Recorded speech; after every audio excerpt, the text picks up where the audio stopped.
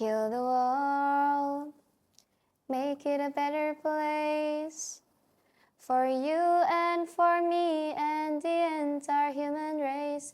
There are people dying. If you care enough for the living, make it a better place for you and for me. Do you know this song? This song invites us to find peace, just like the topic I'll be discussing in my speech today. Before I start, have you ever stopped talking to someone simply because they had a different opinion from yours? Maybe it happened during a classroom discussion, a school project, or even in the comment section of a social media. A simple disagreement suddenly became an argument. An argument turned into resentment.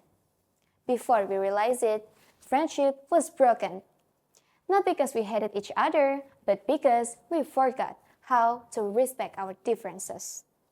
Assalamualaikum warahmatullahi wabarakatuh. So hello, good morning.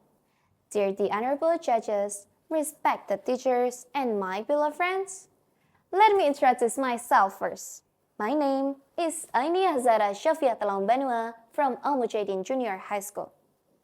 Today, I would like to deliver a speech entitled Bridging Differences, Building Peace.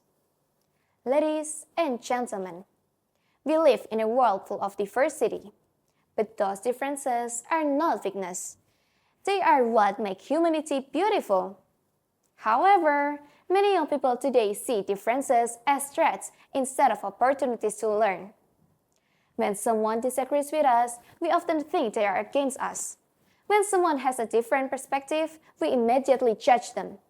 Instead of listening, we argue. Instead of understanding, we attack. This mindset creates unnecessary conflict, not only in schools, but also in our communities and on social media. My friends, conflict itself is not always bad. In fact, conflict can help us grow. Different opinions encourage creativity, innovation, and better solutions. The real problem is not the disagreement, but how we respond to it. Different perspectives help us see things we might have missed. That is why disagreement should never become hostility. Instead, it should become an opportunity to learn. So, how can we move from conflict to peace? First, we must learn to listen before we respond. Listening is more than simply hearing words. It means trying to understand another person's point of view even when we disagree. Second, we must respect differences. Respect does not require agreement. It only requires kindness. We can disagree with someone's opinion while still respecting their dignity as a human being. This is one of the greatest signs of maturity. Third, we must choose dialogue instead of division. When problems arise, don't let pride become a wall between us. Have a conversation. Ask questions. Most conflicts become bigger because people make assumptions instead of communicating.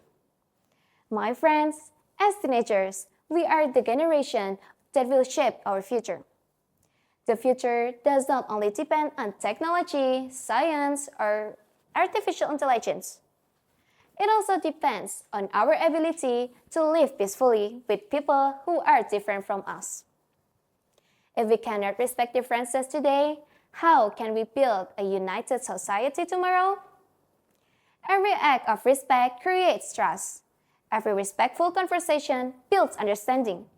Every understanding brings us one step closer to peace.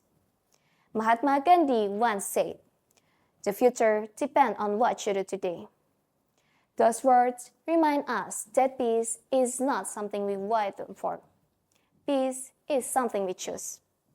So today, I invite every one of you to become a peacemaker. Be the student who values different opinions. Be the friend who encourages understanding. Be the young person who chooses respect over prejudice. Because every great journey toward peace begins with one simple decision: to see differences not as barriers, but as opportunities to grow together. Let us prove that our generation is not remembered for creating conflict, but for transforming conflict into peace.